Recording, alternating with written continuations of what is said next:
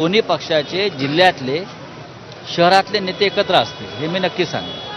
तुम्ही जे नपुंसक वक्तव्य केलं होतं त्यावरून भाजपचे प्रवक्ते नवनाथ बने यांनी माफी मागावी तुम्ही असं म्हटलंय. अरे ते नपुसंक लोक आहेत, त्यांना ते स्वतः नपुसंक असल्याचा भास होतो.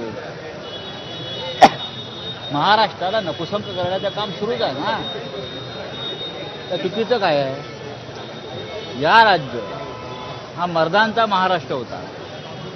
छत्रपती शिवाजी महाराजांचा महाराष्ट्र, छत्रपती संभाजीराजांचा महाराष्ट्र, शाहू फुले आंबेडकर आणि बाळासाहेब ठाकरेंचा महाराष्ट्र याने सदैव शौर्याची गाथा गायली.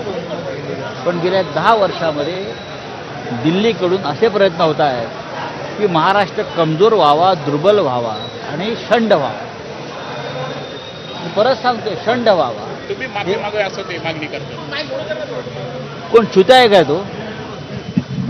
अशी मागणी करतोय. छुत्या आहे का तो कोणी? साला मराठी माणूसच आहे ना तो.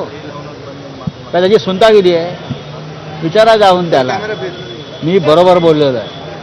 नरेंद्र मोदी, अमित शहा, देवेंद्र फडणवीस यांच्यासारख्या प्रवृत्ती महाराष्ट्राला, मराठी माणसाला नामर्द करण्याचा कसोशीनं प्रयत्न करतायत की त्यांनी लढण्यासाठी उठू नये स्वाभिमानाच्या प्रश्नावर. पण महाराष्ट्र स्वाभिमानी आहे. आम्हाला माहिती आहे आम्हाला काय खायचं आहे, काय प्यायचं आणि कधी तलवार उपसायची. ती तलवार आता 2 ठाकरे बंधूंनी उपसलेली आहे. त्याच्यामुळे महाराष्ट्राची मर्दानगी काय आहे ती उसळून बाहेर येईल. हे भाजप बिजवचं मला तुम्ही सांगू नका हो.